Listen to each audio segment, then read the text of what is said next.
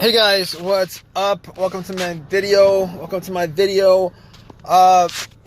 I'm at the park right now.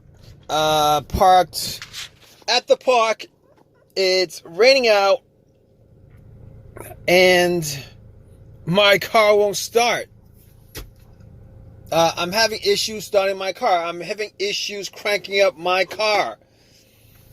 Oh man, so I pretty much, this car worked fine the whole entire day. Wasn't any kind of warning or anything like that with the car not starting. I went to the park, pretty much just walked around for 2 hours. It was getting dark. I came back to my car, tried to start it just to go home, and this situation happened where it's doing absolutely nothing as far as cranking up is concerned. And this sucks a lot. But here's the thing about it. Originally, I thought it was the battery because I haven't changed the battery in a long, long while. We're talking about like maybe 2-3 years. So anyway, I turned on my headlights just to see, how bright they were. I don't think 2 hours, if I left anything on, I don't think I left the light. I'm pretty sure I didn't leave my lights on. Anyway, I went out, turned the headlights on and try to see whether they were bright or not. Considering it's overcast out and it's kind of drizzling, they're pretty bright. Those headlights were bright. So I assume it wasn't the battery. But I can't be 100% sure of that. I was, with my headlights that bright, I should be getting a little, a slow crank, something like a little slow crank or something like that. But I was like, I didn't hear anything except for, a click. That's all I heard was a click. I must have tried the whole entire time. I must have tried like 15 times to try to turn it on, and all I heard was a click. Originally I was thinking, okay, I had an Altima that had the same issue where it wouldn't start, and a lot of there were some videos that said it was the brake switch. So going back to that, I was like, maybe it was the brake switch that was the problem. So I had somebody check my lights out, my brake lights from the back while I put my foot on the brakes, and the brake lights were bright. They were working. At that point, I knew that it was not the brake lights, that it was not the brake switch that was the problem. All right, I could rule that out. So I ruled that out. All right. So as far as the battery is concerned, I opened the hood up, and I was looking at the battery, seeing whether there's any kind of corrosion on the battery. There wasn't a lot of corrosion on there. It was pretty clean. But I had some orange soda, a can of orange soda I was going to drink up after the exercise, but I still got it. Anyway, I went out and I opened it up and I poured some of it on the two terminals, just to see, maybe I had some luck or something like that, because maybe it was the inside of the terminals from the clamp from the cables that was corroded. Anyway, that cleaned it up pretty good. I came back and tried to start it, and nothing. I heard a click. Again, I heard a click, but nothing. There was no, the engine wasn't turning. The start, it wasn't starting up at all. There was nothing. The thing about it is, all my electricity work in the car. All right, I had the remote. I opened the doors with the remote. Heard the loud beep beep beep, and all the sounds were good. Radio turned on immediately. Blower motor, and everything on the dash. Everything is fine. Everything works fine. Power windows. Everything works fine except for one problem. I can't get my engine to crank. So at that point, I was like, maybe it's not the battery. Maybe it's not the battery. I'm not sure 100%. The dude who helped me out to check out my brake lights, I actually asked him to help me out with a jump, and he had a truck, helped me out, jumped it, twice. Jumped first time around, it didn't work. Second time around, try to jump it, and nothing. I actually had the cables on there for a couple minutes, but nothing. All right. So, anyway, I could rule out the battery at that point. So at this point, I ruled out the brake switch. I ruled out the battery because it was jumped and nothing happened. So it's not the battery.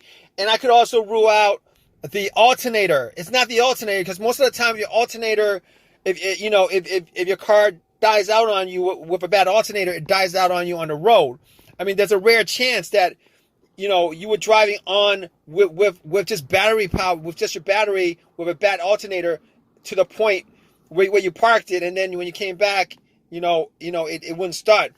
But the test for that is once you put the cables from another car, or once you boost up the battery, if it was the alternator that was a problem, you would be able to turn on your car. It would turn on, but once you take the cables off or the booster off, it dies out immediately because the alternator is not charging the battery. But that's not the case here because he put cables on the battery and the car didn't turn on at all. So I could rule out the alternator altogether as being the problem. So it's not any of those things. All right. So next up, I was thinking it was a key fob. I was thinking maybe it was the key fob battery. The car wasn't reading it or whatever. But I changed the battery out. Like a couple months ago. All right. I had some issues with the key fob where, I wasn't able to get the doors unlocked unless I was like really, right next to the door with the key fob. Didn't have any kind of starting issue though with that, but I did change out the battery, so I could rule that out. All right, I could rule that out. But if the key fob was the problem, which I actually did a test for that anyway. I actually put it as close to the slot as possible and try to start it. It didn't work. Nothing worked. Didn't do anything. So I could rule out the key fob. All right. So what could it be? I was looking at the negative line, the negative cable from the battery. I was looking at that cable to see whether it was maybe frayed or broken or maybe it was like corroded. Maybe it wasn't, screwed into the frame. It was good. That wasn't the problem. I could rule out the grounds. At least for that ground, I could rule out the crown. Okay. So moving on to my other diagnosis. I was thinking to myself, all right. So it could be, what else could it be? It could be a couple more things. It could be the fuses, or it could be the relays. All right, so I checked out the fuses. I opened up the cover to the fuses, and I was looking at the fuses. And I'm thinking to myself, I don't have a fuse tester. I can't test out any of these fuses. I can't test out any of these individual fuses. I can't test out. All right, I can't do it. All right, but I mean, I shine a, I use the flashlight on my phone just to see if there's any kind of burnt, any fuse that was burnt. Nothing. All right, they look pretty clean. Now I didn't go and picked every one of them out and looked at it, but they look clean, and I didn't smell any kind of burnt anywhere. I didn't smell any kind of burning smell anywhere. So now I couldn't rule out that it was one of the fuses. I can't rule that out because I didn't do 100% a test on it. I didn't have a fuse tester with me, but the few times that I've had issues with fuses, I will say there were two times where I had issues with fuses. One of those times One of those times, I had a Honda, and normally in the Honda fuse box, there's a main fuse, all right, that connects the battery to the fuse itself. If that fuse burns out, you're going to get nothing in the car, like no power to the car at all. It's 100% dead. There's no connection to the battery. It's 100% dead. That's not the situation I'm having here, because I have full power everywhere in the car, everything, power windows, everything. I have full power. All right. Unfortunately, it just won't crank. So I know it's not the main fuse. All right. This is me just going off the top of my head. It's not the main fuse. The second other time I had a problem, and I'm going to rule out the fuel pump because of this. Other time I had a fuse issue where it caused my car not to start. I think it was the fuel pump, or the PCM of the car's computer that was blown. Swapped out the fuse, and it worked. I mean, it was cranking. It was cranking, but it wasn't getting any gas, so I wasn't able to turn it over. But it was cranking. All right, it was cranking. I just couldn't turn it over. But in this situation, that's not the situation, because it's not cranking at all. So it's not cranking at all. So at least I could rule out at this point the fuel pump. All right, you could rule that out. I could rule that out. Also, thinking about it, I have one of these cheap 1999 OBD2 readers. I have one of these cheap OBD2 readers that I got from Walmart. All right, I plugged it in,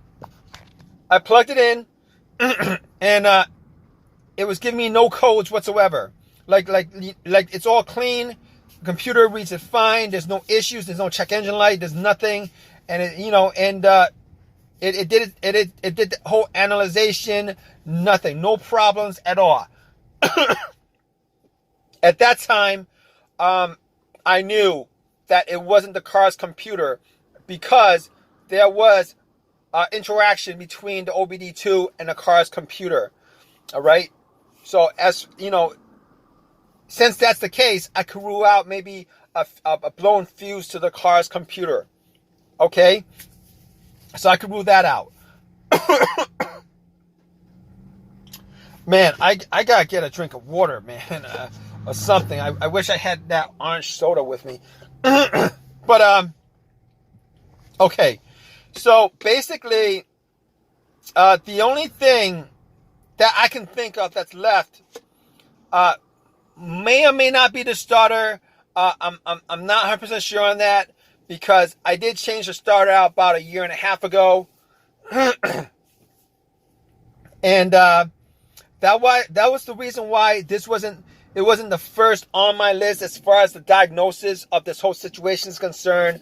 It wasn't like I was saying, oh, it was a starter, because I've only put in maybe like 20,000 miles on my car since. 20,000 miles. That starter that I put in a year and a half ago should last me at least well over 100,000 miles. Should. I said should. All right, but it was a remanufactured, rebuilt a starter, so I can't be 100% sure that it isn't. but if you guys are in this situation with your cars, and you guys have like a long crowbar, you guys could bang on it. I could actually bang on it if I had a long crowbar to bang on the starter and try to start it that way. But I don't have a long crowbar with me, so I didn't even bother, because it's actually raining quite a bit right now. So I didn't want to go out and do all that. So at this point, I'm sitting in my car, and I'm actually waiting for a AAA to pick my car up. so that I could take it back home and check out everything 100% to make sure that I could rule out everything 100%. But at this point, everything that I've went through, if you guys are in this situation, 90% of the time, you could probably diagnose your no start issue from just everything that I actually went through.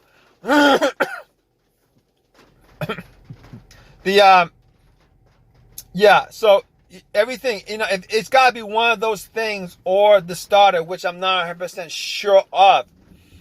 But what I'm going to do is, once I get back and once I get everything, sort out everything as far as 100%, make sure that each and everything is good or not. I'm going to give you guys an update on it. Stay tuned, all right, guys?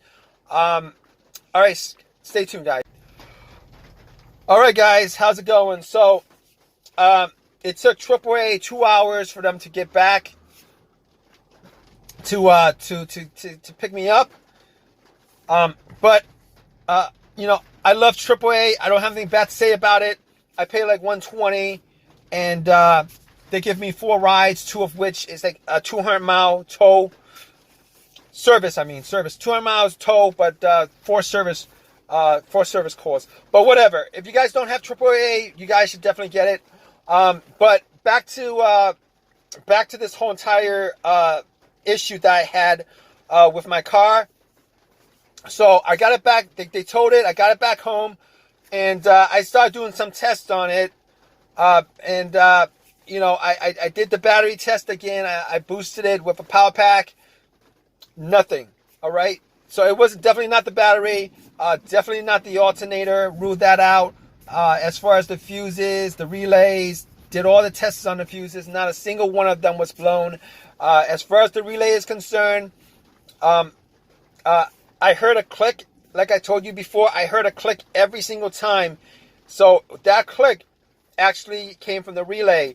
So I knew for a fact that the relay wasn't a problem, but just in case, I actually did swap out one relay for the starter relay just to see maybe it was with the relay. I probably should have done that, did that test on the relay, but but it was raining out, and I was just tired. I didn't think of that, but I did that test, and the relay starter did nothing. It didn't start at all. Check out the grounds. The grounds were all good. The grounds were good.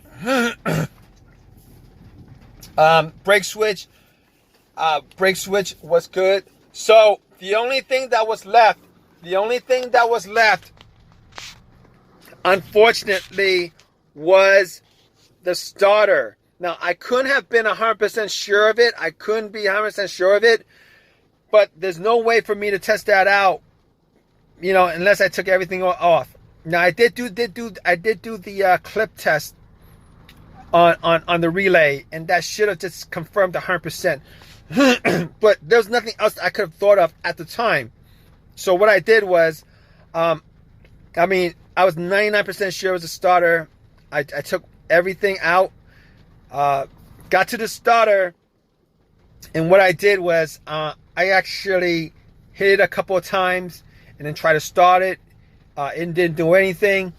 So I actually took a cable, connected it with some alligator clamps, connected it to the battery, and then connected it to the solenoid of the starter and try to bump it, try to get it to work. It didn't work at all. So it turned out that it was a starter that was the problem. That's what it turned out to be, that the starter was the problem. So anyway, I went back, I took it to AutoZone. Had them, I told them about the situation, and I actually wanted a brand new starter. I told them that, it took time. I know it's a lifetime warranty, but you're giving me another refurbished starter, which could break down, which I don't want. They told me there's nothing they could do about it. I could either get another one, another refurbished one for free, or I could spend $350 or whatever and get the brand new one, which I didn't want to shell $350 for a brand new starter when I could actually get one for free, even though it's rebuilt. I'll take my chances with it. Anyway, got it for free. Popped it in, drove home, popped it in, and started up. It started up. It started up each and every time it started up. So it was the rebuilt starter. It was the starter that was the problem. So let me tell you guys something about rebuilt stuff. As far as rebuilt starters concerned, alternators, anything that's rebuilt, what they do is they actually use every single component that still worked. The one component that's broken, that's the one they changed up. So they don't actually do major changes on anything. All they do is just clean it up. However they clean it up to make it look like it's new, they only switch out that one part that's broken. So obviously, if I had the choice, you know, I would have gone for the brand new one. But it was what it was. It was what it was. But if you guys are still with me, here's the thing about it. Okay, I'm going to tell you guys this. Every single step that I went through, as far as step by step on diagnosing and going through, you know, which thing would have caused your car not to start. I think about 90% of the issues that you might have with your car from this video, you guys should be able to just pick out what exactly is causing your car not to start. All right. If you guys, I'm sure you guys are probably in a similar situation if you're watching this video. You know, leave your comments in the comment section. We'd love to hear from you guys. Please give me a thumbs up. Please subscribe. All right, guys. Thank you.